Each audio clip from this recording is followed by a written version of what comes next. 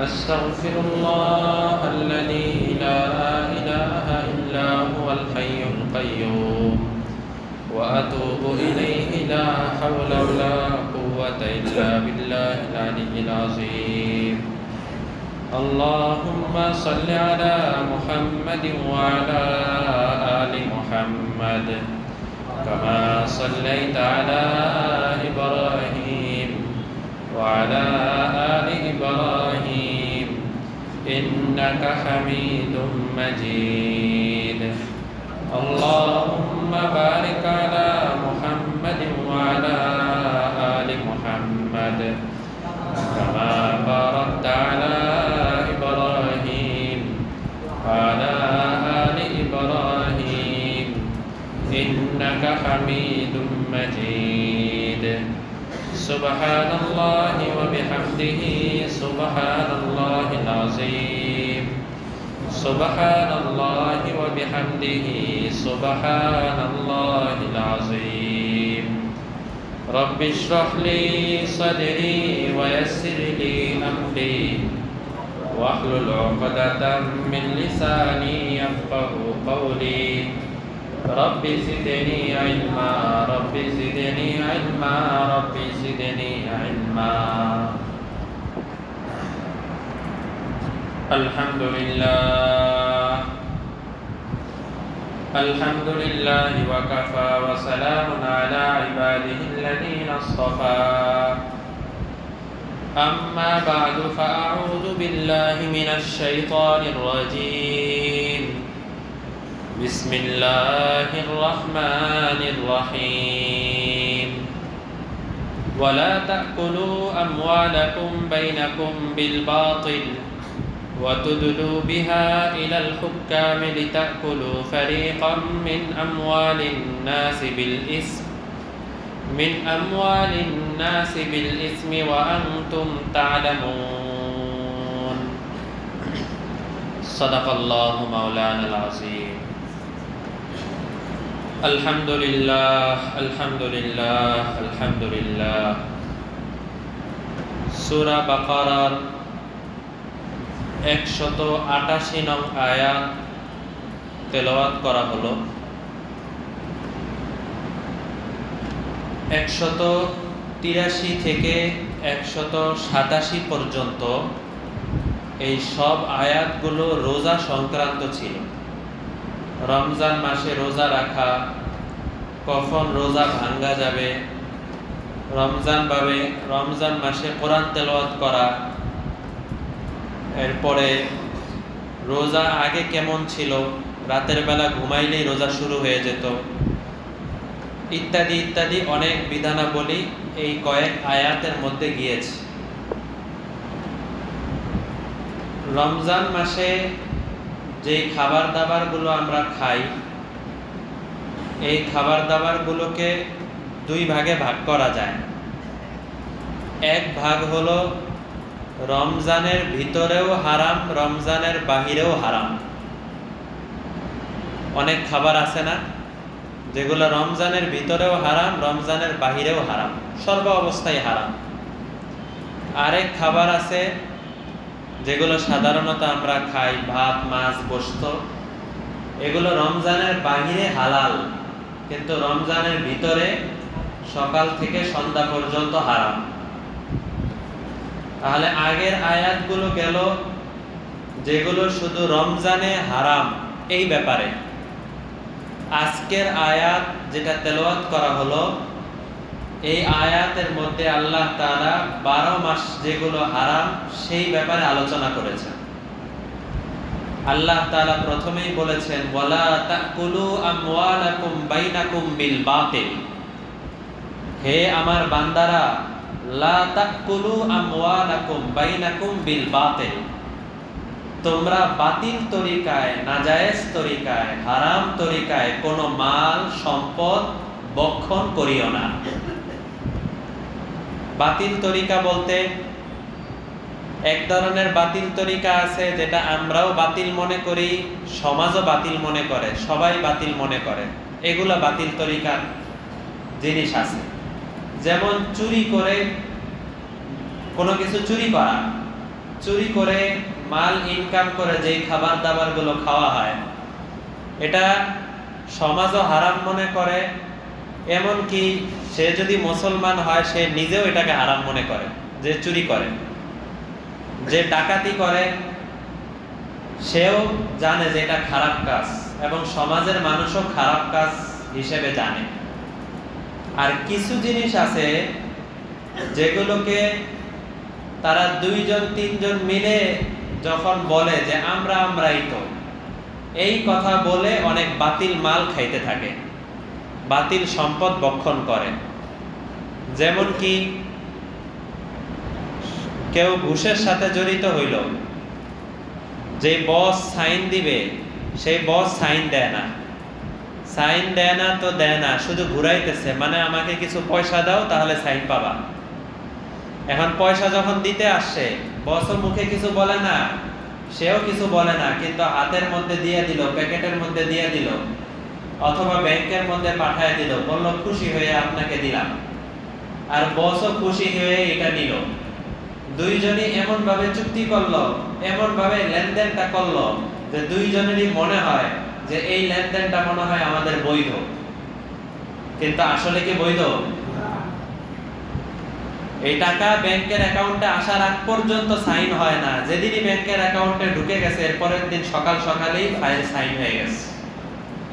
তার মানে বোঝা যায় এই টাকাটা যে খাইতেছে সেও এটাকে অপরাধ মনে করে না, যে দিচ্ছে সেও এটাকে অপরাধ মনে করে না, দুইটাই সমান মনে করে। আল্লাহ তাআলা এখানে দোনো শ্রেণীর খাবার দাবারকে নিষেধ করছেন। আমি যেগুলোকে হারাম করেছি এগুলোকে তোমরা খারাপ মনে করো বা ভালো মনে করো। সুদের কারবার যে দুইজন করে, দুইজনই ভালো মনে করে। ব্যাংকের সাথে বিভিন্ন ধরনের সুদের কারবারে মানুষ জড়িত হয়। কিছু কিছু ব্যাংক তো এমন আছে যারা বলেই দেয় যে আমাদের এটা সুদি ব্যাংক, গোপন করে না কিছু। আর কিছু ব্যাংক আছে নাম দেয় ইসলামী ব্যাংক, কিন্তু শতভাগ ইসলামী ভাবে পরিচালনা করতে পারে না। যে কোনো জায়গায় যে কোনো ধরনের মাইলপেচ রয়েই যায় তাদের লাভের জন্য, যেটা ইসলামের সমর্থন করে না। তো এখন যখন দুইজন চুক্তি হচ্ছে, দুই পক্ষই খুশি যে আমরাও আপনাকে সুদ দিতেছি, তারাও আমার থেকে সুদ নিতেছে, দোনো পক্ষ খুশি আছে। এই দোনো পক্ষ খুশি থাকার কারণে কি কোনো হারাম জিনিস হালাল হয়ে গেছে? হারাম জিনিস হালাল হয় নাই। আল্লাহ তাআলা এখানে এটাই বলছেন, লা তাকুলু আমওয়ালাকুম বাইনাকুম বিল বাতিল, তোমরা বাতিল তরিকায় কোন ধরনের মাল সম্পদ ভক্ষণ করিও না। নবীজি যে 10 জন সাহাবীর ব্যাপারে, এমনে তো আল্লাহ তাআলা কোরআনে সব সাহাবীদের ব্যাপারেই বলছেন যে এদের উপরে আল্লাহ রাজি হয়ে গেছে, তারাও আল্লাহর উপরে রাজি হয়ে গেছে। সব সাহাবায়ে কেরামের ব্যাপারে আল্লাহ তাআলা কয়েক জায়গায় বলেছেন, কিন্তু বিশেষভাবে নবীজি প্রায় 10 জনের নাম নিয়ে নিয়ে বলছেন, আবু বকর ফিল জান্নাহ, ওমর ফিল জান্নাহ, ওসমান ফিল জান্নাহ, আলী ফিল জান্নাহ। আবু বকর জান্নাতে যাবে, ওমর জান্নাতি, ওসমান জান্নাতি। এই 10 জন সাহাবীদের মধ্যে এক সাহাবী ছিলেন হযরত সাদ ইবনে আবি ওয়াক্কাস রাদিয়াল্লাহু তাআলা আনহু। 10 সাহাবীদের মধ্যে উনি একজন। উনি একদিন নবীজিকে বললেন, ইয়া রাসূলুল্লাহ, আমার মনে চায় যে আমি যখন যা দোয়া করব আল্লাহ যেন তাই কবুল করে নেয়। এমন কোন দোয়া আমাকে শিখায় দেন, এমন কোন আমল আমাকে শিখায় দেন, যে আমলটা যদি আমি করতে পারি তাহলে আমি যা দোয়া করব আল্লাহ তাআলা সাথে সাথেই তা কবুল করবেন। হুজুর সাদ ইবনে আবি ওয়াক্কাসকে বলেন, হে সাদ, কোনো আলাদা দোয়া নাই যে দোয়া পড়লেই তোমার সাথে সাথে সব কবুল, বরং তোমার পেটের ভিতরে যেই খাবারগুলো যাচ্ছে এগুলো সব হালাল খাবার দেওয়ার চেষ্টা করো। তোমার শরীরের রক্ত যদি হালাল খাবারের দ্বারা তৈরি হয়, এই দোয়া আল্লাহ তাআলা কবুল আর মঞ্জুর করবেন।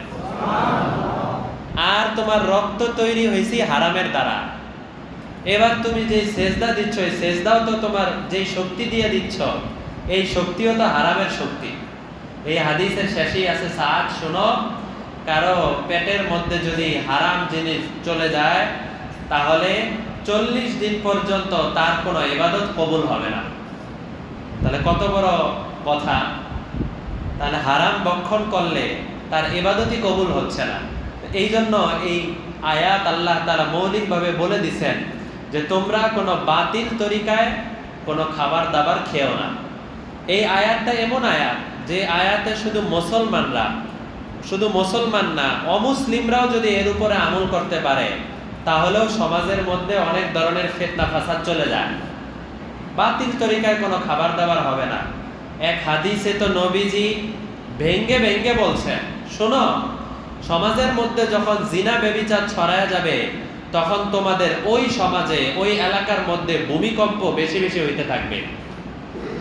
জিনা ব্যভিচার হইলে আপনারা হিসাব করে দেখেন, মুসলিম রাষ্ট্রের মধ্যে যতটুকু ভূমিকম্প হয় তার চাইতে ভূমিকম্প অমুসলিম রাষ্ট্রে বেশি হয়। কেন হয়? এই যে নবীজির হাদিসের উপরে আমল নাই, কিন্তু যারা বিজ্ঞান নিয়ে পড়াশোনা করে এরা বলে জমিনের বিভিন্ন ধরনের সমস্যা হয়েছে, তখন একটু উঠানামা করতে পারে। তাদের জাগতিক বিদ্যায় এই জিনিস বুঝায়। নবীজি হাদিসে ভেঙ্গে ভেঙ্গে বলছেন, প্রথমে বলছেন জিনা ব্যভিচার হইলে ভূমিকম্প বেশি হইতে থাকবে। পরে বলছেন তোমরা যদি ব্যবসা বাণিজ্য করার ক্ষেত্রে মাপে কম দাও, মাপে কম দেয় না। কোনো কোনো সময় তো আছে 1 কেজির মাল আধা কেজি দিয়ে দেয় বা 1.5 কেজি দিয়ে দেয়, কিছু একটু কম দিয়ে দেয়। আবার কোনো কোনো সময় নিজের যে ডিজিটাল মেশিন আছে এই মেশিনের মধ্যে একটু বাড়ায় রাখে যাতে করে পূর্ণ হওয়ার আগেই 1 কেজি দেখায়। আবার কেউ কেউ আছে যে যেই প্যাকেটের মধ্যে 100টা থাকার কথা, যেমন আপনি একটা চকলেট বিক্রি করবেন, এই চকলেটের গায়ের মধ্যে লেখা আছে 100টা, বা আপনি নিজে দোকানে এসে প্যাকেট করছেন 100টা, সেখানে 90টা ঢুকায় দিছে, এটাও কিন্তু মালে কম দেওয়া, মাপে কম দেওয়া। তো এই ধরনের যেটা সে প্রাপ্য, এই প্রাপ্য জিনিস থেকে তাকে কম দিলে তোমরা জেনে রাখো তোমাদের ব্যবসায়ীরা যদি প্রাপ্য জিনিস থেকে কম দিতে থাকে তাহলে ওই সমাজের মধ্যে মানুষের দুর্ভিক্ষ আসতে থাকবে, ভালো খাবার দাবার নসিবে জুটবে না। আজকে যে আমরা ফলের দোকানে গেলে কোনো অথেন্টিক ভালো ফল পাই না, সব ভেজাল ফলে ভরে গেছে। বিভিন্ন খাবার দাবার, মধু, দুধ ইত্যাদির ব্যাপারে তো অপ্রসিদ্ধই আছে যে আজকাল বাজারে কোনো খাঁটি দুধ নাই। এটা তো অনেকেই বলে যে চোখের সামনে যদি গরু থেকে দুধ দোয়ায় দেয় তাহলে ঠিক আছে, কিন্তু বাজার থেকে যদি কোনো দুধ, এটা কোনোটাই খাঁটি না। অনেকে বলে মধু কোনোটাই খাঁটি না, এমনও বলে। তো এই যে আমরা খাঁটি দুধ একদম বিলুপ্তর মতো, খাঁটি মধু বিলুপ্তর মতো, খাঁটি জিনিসগুলা বিলুপ্তের মতো, এই দুর্ভিক্ষগুলো এগুলোও কিন্তু আমাদের মাপে কম দেওয়ার কারণে। নবীজি এর পরে বলেন, 3 নম্বরে বলেন, তোমাদের মধ্যে যখন কোনো সমাজে মানুষের উপরে যাকাত ফরজ হবে কিন্তু তারা যাকাত দিবে না, তখন আল্লাহ তাআলা ওই সমাজ থেকে রহমতের বৃষ্টি উঠায় নেবেন। তা আমাদের যে বৃষ্টি হচ্ছে না, আমরা নিজেদের দিকে যদি তাকাই তাহলে আমাদের যাকাতের কমতি আছে। যদি আরো গভীরভাবে চিন্তা করি, এই রমজান মাস চলে গেল, কয়জন মানুষ এমন পাওয়া যাবে যারা পাই টু পাই হিসাব করে করে যাকাতটা বুঝাই দিছে? অনেকেই পাওয়া যাবে যারা এই কাজটা করে নাই।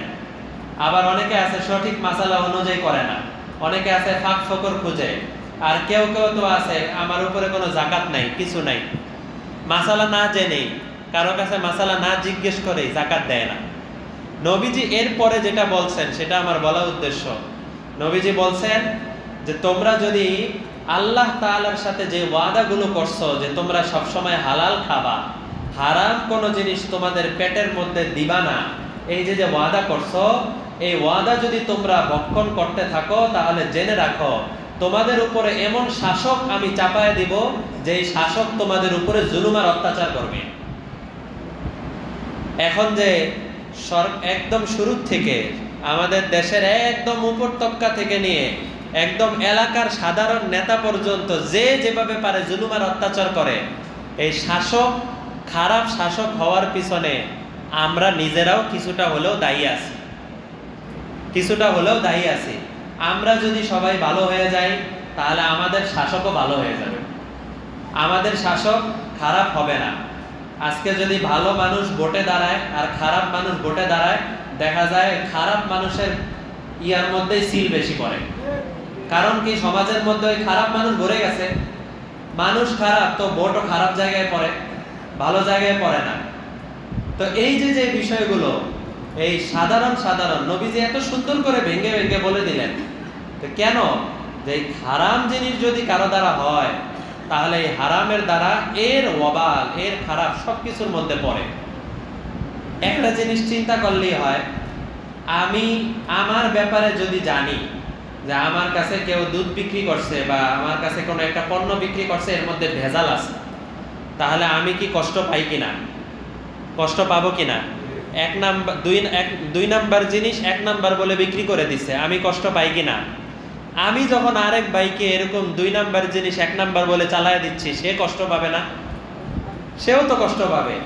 তাহলে এই যে আরেকজনের জিনিস আমি যেটা নিজের জন্য পছন্দ করতেছি না, আমি আরেকজনের জন্য সেটা কিভাবে করতেছি?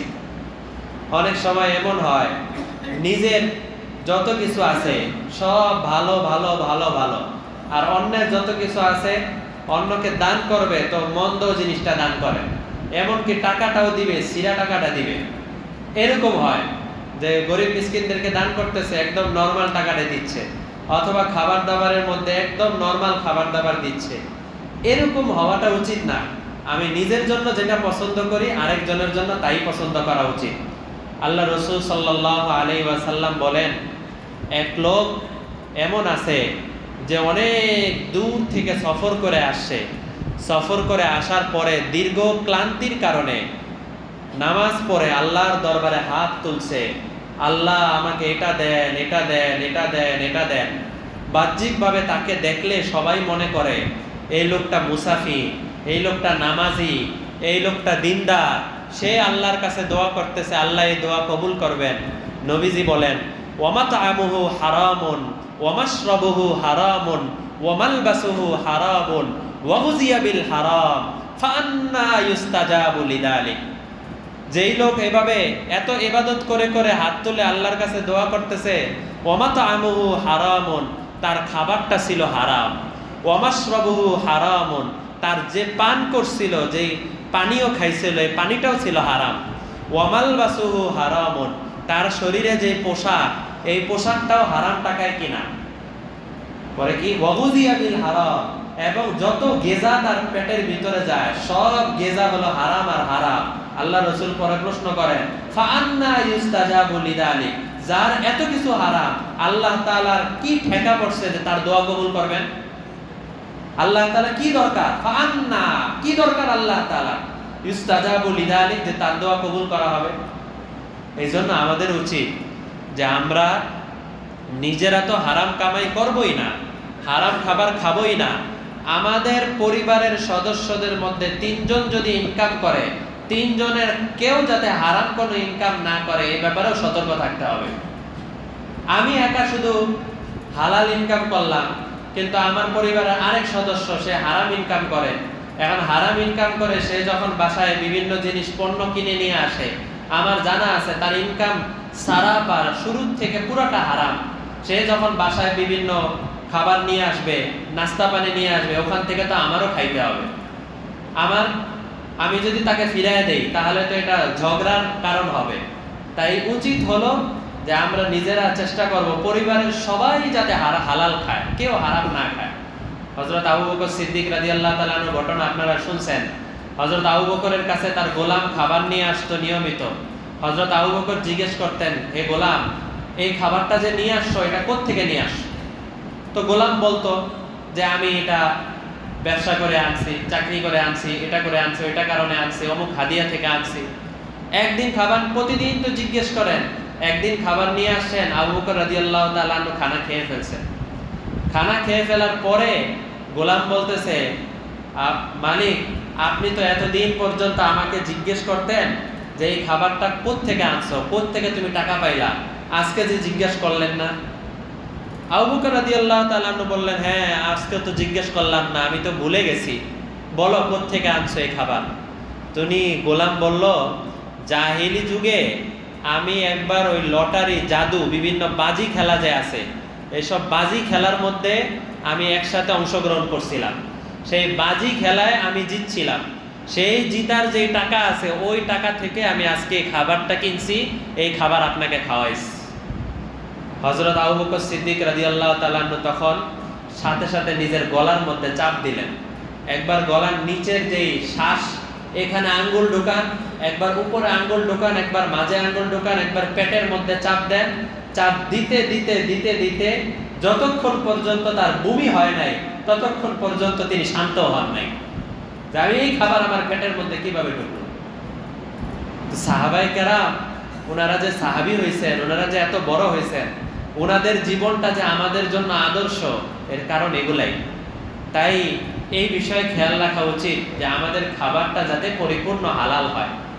নবীজি তিরমিজি শরীফের মধ্যে আছেন, একবার নবীজি খুব তিনটা সাদা সাদা মানে সহজ সহজ তিনটা কথা বলছেন। এক নাম্বার বলছেন, মান আকালা তাইয়িবান, তোমাদের মধ্যে কেউ যদি হালাল খানা খায়। দুই নাম্বার, ওয়া আমিলা বিসুন্নতি, তোমাদের মধ্যে কেউ যদি আমার সুন্নত অনুযায়ী প্রত্যেকটা কাজ করতে পারে। এক নাম্বার কি? হালাল খানা খায়। দুই নাম্বার কি? প্রত্যেকটা কাজ আমার সুন্নত অনুযায়ী পালন করতে পারে।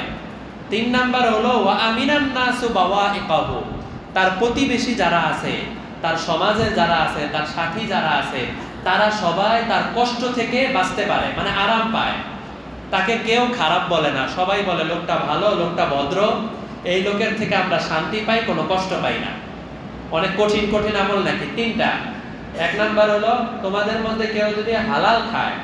দুই নাম্বার হলো আমার সুন্নত অনুযায়ী জীবন যাপন করে।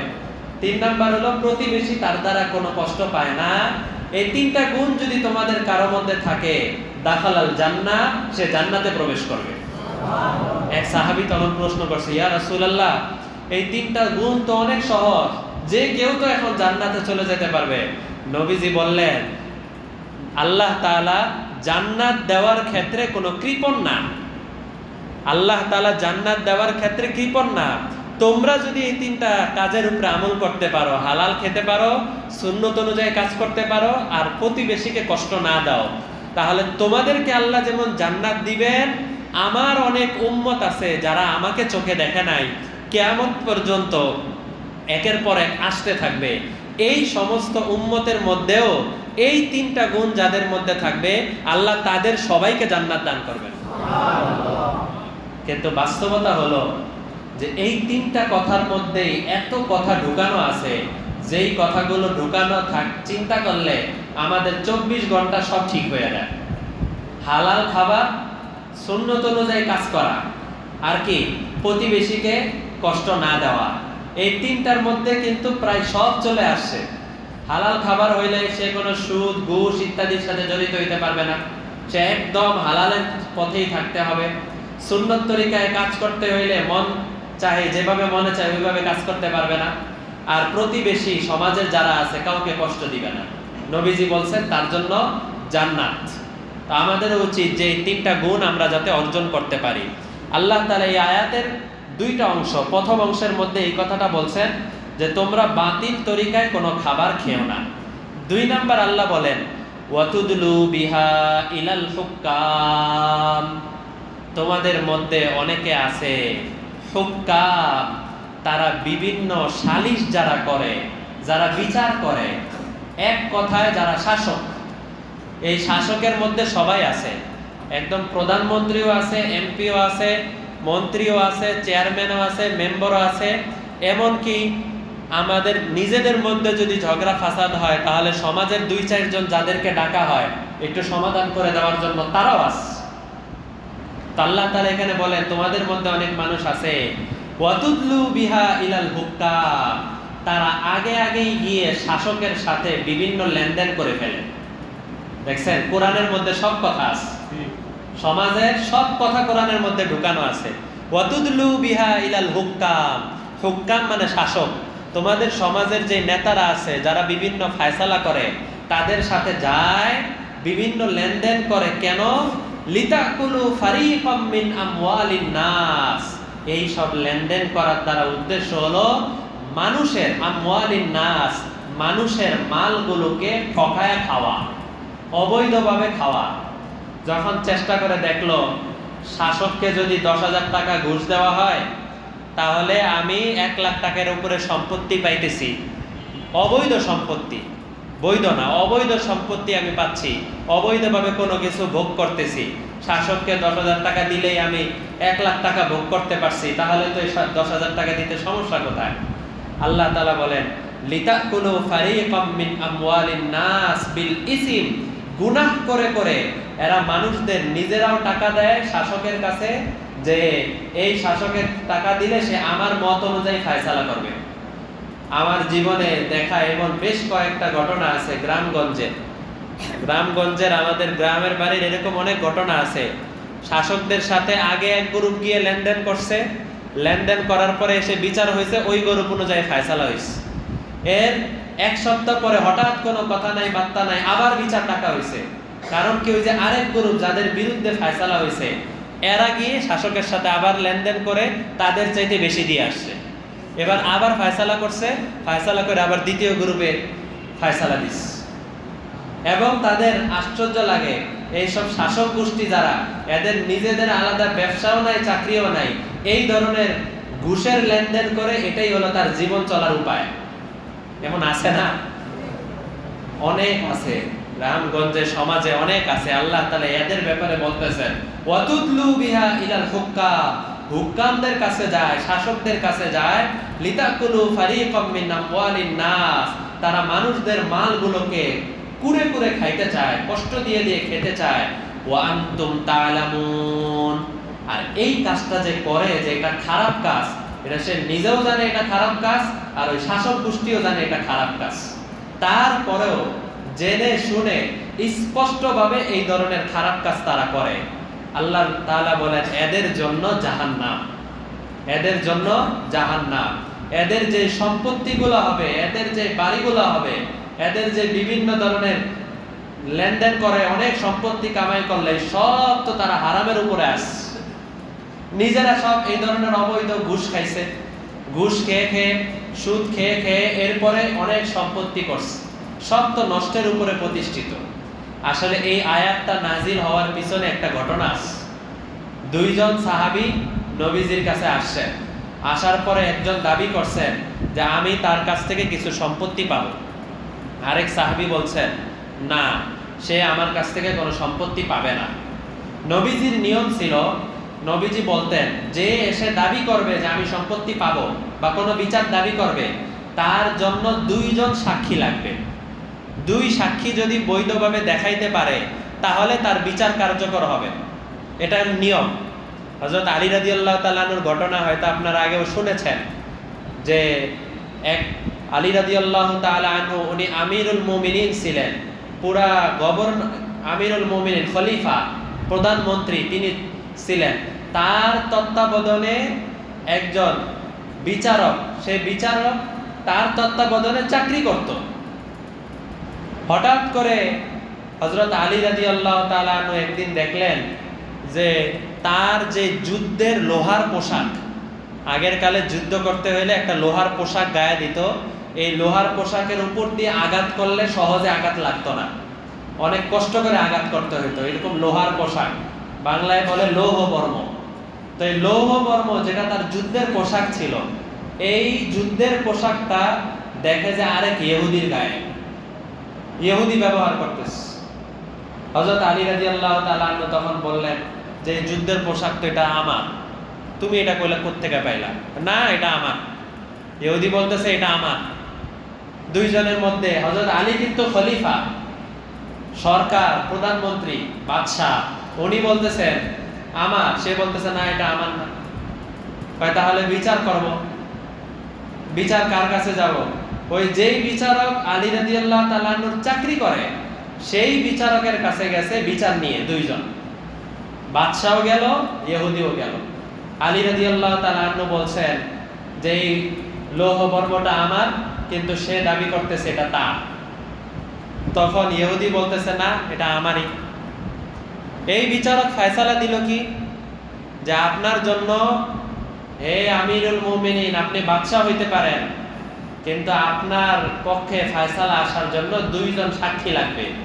এই 2 সাক্ষী যদি দিতে পারেন তাহলে লৌহ বর্ম আপনার ফয়সালা করব, কিন্তু 2 সাক্ষী যদি দিতে না পারেন তাহলে আপনার জন্য ফয়সালা করব না। হযরত আলী রাদিয়াল্লাহু তাআলা আনহু 2 জন সাক্ষী নিয়ে আসলেন। একজন হলো তার ছেলে, আরেকজন হলো তার গোলাম। ছেলে আর গোলাম। এই বিচারক বলতেছে ছেলে তো বাবার পক্ষে সাক্ষী দিবেই, ছেলের সাক্ষী গ্রহণযোগ্য না, এটা কাটা। চিন্তা করছেন, যে চাকরি করতেছে বাদশার তত্ত্বাবধানে, সে বলতেছে আপনার ছেলে যে সাক্ষী দিচ্ছে এই সাক্ষী ধর্তব্য না, এটা কাটা। আপনার গোলাম যে সাক্ষী দিছে এই সাক্ষী হইতে পারে, সাক্ষী হইল একজন, এবার আরেকজন নিয়ে আসেন। হযরত আলী রাদিয়াল্লাহু তাআলা আনহু এই লৌহ বর্ম যখন পাইছেন তখন তার ছেলে সামনে ছিল আর গোলাম সামনে ছিল, আর কেউ ছিল না। উনি বললেন যে আমার তো আর কোনো সাক্ষী নাই, এই দুইজনই আমার সাক্ষী আছে। আমাদের সমাজ হইলে এক তো বাদশার সামনে এই কথা বলতেই সাহস পাইতো না, আর যদিও বলতো তারপরও মাত্র দুইজন সাক্ষী, 10-50 জন সাক্ষী ফোন দিলেই চলে আসবো, চলে আসে না, সব মিথ্যা সাক্ষী দেওয়ার জন্য চলে আসে। কেন? তার সন্তুষ্টির জন্য। তো হযরত আলী বললেন আমার আর কোনো সাক্ষী নাই, আমার এই দুইজনই সাক্ষী ছিল, একজন তো আপনি কাটা দিয়ে দিলেন। বিচারক ফয়সালা দিয়ে দিল, যেহেতু দুইজন সাক্ষী আনতে পারেন নাই, এটা যেহেতু তার কাছে আছে, এই লৌহবর্ম এই ইহুদির লৌহবর্ম। হযরত আলী রাদিয়াল্লাহু তাআলা আনহু বললেন কিছু করার নাই, রাষ্ট্র যা ফয়সালা করবে, বিচারক যা ফয়সালা করবে আমি তাই মানতে বাধ্য। উনি বাসায় চলে আসলেন। ইহুদি এসে হযরত আলীর কাছে বলল, হে আলী, আপনি দয়া করে আপনার হাতটা বাড়ায় দেন, আমি আপনার হাতে হাত রেখে কালেমা পড়ে মুসলমান হয়ে যেতে চাচ্ছি। আমি কালেমা পড়ে মুসলমান হয়ে যেতে চাচ্ছি। যেই ধর্ম এই শিক্ষা দেয় যে খলিফারও কোনো ছাড় নাই, আমিরুল মুমিনিন বাদশারও কোনো ছাড় নাই, আর আমিরুল মুমিনিনও এই শিক্ষা দেয় যে তার তত্ত্বাবধানের বিচারক আমার বিরুদ্ধে ফয়সালা দিল, তারপরও কিচ্ছু করার নাই, ঠিক আছে আমি চলে গেলাম। এই ধর্ম কোনোদিন কোনো মিথ্যা ধর্ম হইতে পারে না। আমি মুসলমান হওয়ার জন্য ঘোষণা করতেছি, আশহাদু আল্লা ইলাহা ইল্লাল্লাহ ওয়া আশহাদু আন্না মুহাম্মাদার রাসূলুল্লাহ। একজন ইহুদি মুসলমান হয়ে গেছেন এবং তিনি বললেন বাস্তব সত্য হলো আপনার ঘর থেকে এই লৌহ বর্মটা আমি নিয়ে গেছিলাম, এটা আপনার ঘরে আমি আসছিলাম, সেখান থেকে আমি লৌহ বর্ম নিয়ে গেছিলাম, এই লৌহ বর্মটা আসলে আপনারই, নেন আপনি নিয়ে যান। হযরত আলী বললেন যেই লৌহ বর্মের উসিলায় আল্লাহ তাআলা তোমাকে ইসলাম দান করলেন, ইসলামের মোকাবেলায় লৌহ বর্ম আমার কাছে সামান্য একটা জিনিস, এই লৌহ বর্ম আমি তোমাকে আবার হাদিয়া দিয়ে দিলাম। তো বুঝাইতে চাইলাম যে দুইজন সাক্ষী ইসলামের মধ্যে লাগে। এক সাক্ষী হলো, এই দুইজন সাক্ষী লাগবে। তো নবীজি ওই দুই সাহাবীকে বললেন যে তুমি তোমার দুইজন সাক্ষী নিয়ে আসো। এখন তিনি তো কোনো সাক্ষী আনতে পারেন না। তখন ওই লোককে বলল, আচ্ছা তুমি একটু কসম করে বলো তো, আল্লাহর কসম সে আমার কাছ থেকে কোনো জমি জামা পাবে না, সম্পত্তি পাবে না, আল্লাহর কসম খেয়ে বলো তো। ওই জামানায় মানুষ কসমকে অনেক ভয় পাইত। আবার ওই মুহূর্তে নবীজি এই আয়াত পড়লেন, ইন্নাল্লাযীনা ইয়াশতারুনা বিআহদিল্লাহি ওয়া আইমানিহিম সামানান কালীলা। শোনো, তোমাদের মধ্যে যারা সামান্য টাকার জন্য মিথ্যা কসম খাইতে থাকে তাদের জন্য আল্লাহ তাআলা মহা শাস্তি রাখছেন, মহা আযাব রাখছেন, সতর্ক হয়ে যাও, কসম খাওয়ার আগে চিন্তা করে খাও। তখন এই লোক সে তখন থেমে গেছে, কসম খাইতেছে না। যখন কসম খাইতেছে না, ঠিক ওই অবস্থায় একটু সন্দেহ হয়ে গেল, আর ওই সময় দেখা গেল নবীজির কপাল থেকে ঘাম ঝরতেছে, নবীজি চোখ বন্ধ হয়ে গেছে, কপাল থেকে ঘাম ঝরতেছে, শরীর থেকে কম্পন সৃষ্টি হয়ে গেছে। ওই সময় হযরত জিবরাইল এই আয়াত নিয়ে আসেন, ওয়ালা তাকুলু আমওয়ালাকুম বাইনাকুম বিল বাতিল। তোমরা বাতিল তরিকায় একজন আরেকজনের নামে বিচার দিয়া, মামলা দিয়া, বিভিন্ন ধরনের বাতিল পন্থায় একজন আরেকজনের সম্পদ খেও না, মাল ভক্ষণ করো না। ওয়াতুদলু বিহা ইলাল হুক্কাম, এবং শাসকদের কাছে গিয়ে আগে আগে লেনদেন করো না। লিতাকুলু ফারিকাম মিন আমওয়ালিন নাস বিল ইসম, মানুষের সম্পদ খাওয়ার জন্য। ওয়া আনতুম তাআলামুন, অথচ তোমরা জানো যে এই কাজটা অনেক খারাপ কাজ। আল্লাহ তাআলা আমাদের সবাইকে সবসময় হালাল খাবার খাওয়ার তৌফিক দান করেন এবং হালাল কামাই আমাদের সবার জন্য সহজ করে দেন। ওয়া আখিরু দাওয়ানা আনিল হামদুলিল্লাহি রাব্বিল আলামিন। কয়েক ভাই দোয়া চেয়েছেন, আমরা তাদের সবার জন্যই দোয়া করি। আল্লাহ তাআলা সবার মনের নেক আশা পূরণ করেন। দুরূদ শরীফ পড়ি। আল্লাহুম্মা সাল্লি আলা সাইয়্যিদিনা ওয়া নাবিয়্যিনা ওয়া শাফিঈনা ওয়া হাবিবিনা ওয়া মাওলানা মুহাম্মদ সাল্লাল্লাহু আলাইহি ওয়া আলা আলিহি ওয়া আসহাবিহি ওয়া বারিক ওয়া সাল্লিম। আল্লাহুম্মা সাল্লি আলা সাইয়্যিদিনা ওয়া নাবিয়িনা ওয়া শাফিঈনা ওয়া হাবিবিনা ওয়া মাওলানা মুহাম্মদ সাল্লাল্লাহু আলাইহি ওয়া আলা আলিহি ওয়া আসহাবিহি ওয়া বারিক ওয়া সাল্লিম। আল্লাহুম্মা সাল্লি আলা সাইয়্যিদিনা ওয়া নাবিয়িনা ওয়া শাফিঈনা ওয়া হাবিবিনা ওয়া মাওলানা মুহাম্মদ সাল্লাল্লাহু আলাইহি ওয়া আলা আলিহি ওয়া আসহাবিহি ওয়া বারিক ওয়া সাল্লিম। আলহামদুলিল্লাহি রাব্বিল আলামিন والصلاة والسلام على سيد الأنبياء والمرسلين. ربنا ظلمنا أنفسنا وإن لم تغفر لنا وترحمنا لنكونن من الخاسرين. ربنا آتنا في الدنيا حسنة وفي الآخرة حسنة وقنا عذاب النار. ربنا فاغفر لنا ذنوبنا وكفر عنا سيئاتنا وتوفنا مع الأبرار. يا الله يا أرحم الراحمين, আপনি আমাদের এই তাফসীরকে কবুল আর মঞ্জুর করে নেন। আল্লাহ, কোরআনের মধ্যে আপনি সব কথা খুলে খুলে বলে দিয়েছেন মাওলা, আপনি দয়া করে কোরআনের এই আয়াতগুলোর উপরে আমল করার তৌফিক দান করেন। আল্লাহ, কোরআনের নূর আর বরকত আমাদের সবার অন্তরের মধ্যে দান করেন। মাওলা, আমাদেরকে হারাম থেকে বাঁচার তৌফিক দান করেন, সবাইকে হালাল কামাই করার তৌফিক দান করেন। আল্লাহ, হালাল কামাই আমাদের জন্য সহজ করে দেন। আজকে সমাজের খারাপ অবস্থার কারণে অনেকে বাধ্য হয়ে হারামের দিকে চলে যায়। আল্লাহ, আপনি সবাইকে হারাম থেকে দূরে রাখেন, সবাইকে হালাল কামাই করার তৌফিক দান করেন। মাওলাই কারীম, আমাদের সবার নেক আওলাদ দান করেন, নেককার বিবি দান করেন, পরিবারদেরকে নেককার বানায়া দেন, পরিবারের প্রত্যেক সদস্যকে আপনি হালাল কামাই করার তৌফিক দান করেন। মাওলা, মেহেরবানি করে আমাদের দেশের এই উত্তপ্ত গরমকে আপনি রহমতের বৃষ্টি দ্বারা ঠান্ডা করে দেন। মাওলা, আপনি রহমতের বৃষ্টি দ্বারা ঠান্ডা করে দেন। আমাদের পাপের কারণে আমাদের সমস্ত অপরাধ, সব আযাব, সব গজব আমাদের পাপের কারণে মাওলা। আমরা স্বীকার করি যে আমরা অপরাধী, আমরা নাফরমান, আমরা ভিক্ষুক, আমরা ফকির, আমাদের কিছু নাই। আল্লাহ, দয়া করে আপনি আমাদের তামাম গুনাহ খাতা মাফ করে দেন। আল্লাহ, মুসল্লিদের মধ্যে কয়েকজন দোয়া চাইছে, কয়েকজন অসুস্থ, আল্লাহ আপনি তাদের সবাইকে সুস্থতা দান করেন।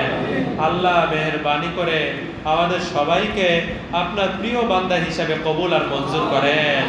মাওলা, হজের মৌসুম চলে আসতেছে, আপনি দয়া করে হাজিদেরকে সহি শুদ্ধভাবে হজ করার তৌফিক দান করেন। যারা হজে যাওয়ার নিয়ত করতেছে, আপনি দয়া করে তাদের সব কিছুকে সহজ করে দেন। আল্লাহ, আমাদেরকেও হাজিদের কাফেলায় শামিল হওয়ার তৌফিক দান করেন। আল্লাহ, আমাদেরকে নেককার হওয়ার তৌফিক দেন, আমাদের মধ্যে নবীজির ভালোবাসা দান করেন। এক কথায় আমাদের সবাইকে ভালো মানুষ হওয়ার তৌফিক দান করেন। আল্লাহ, অত্র এলাকা, আমাদের মসজিদের এলাকা, আশপাশের অঞ্চলের মানুষ যারা আছে, আপনি সবাইকে নেককার বানায় দেন, সব ধরনের ফিতনা ফাসাদ থেকে হেফাজত করেন। আপনার হাবিবের তোফাইলে আমাদের এই দোয়াকে কবুল আর মঞ্জুর করে নেন। সাল্লাল্লাহু তাআলা আলা খাইরি খালকি সাইয়্যিদিনা মুহাম্মাদিন ওয়া আলিহি ওয়া আসহাবিহি আজমাইন। সুবহানা রাব্বিকা রাব্বিল ইজ্জাতি আম্মা ইয়াসিফুন ওয়া সালামুন আলাল মুরসালিন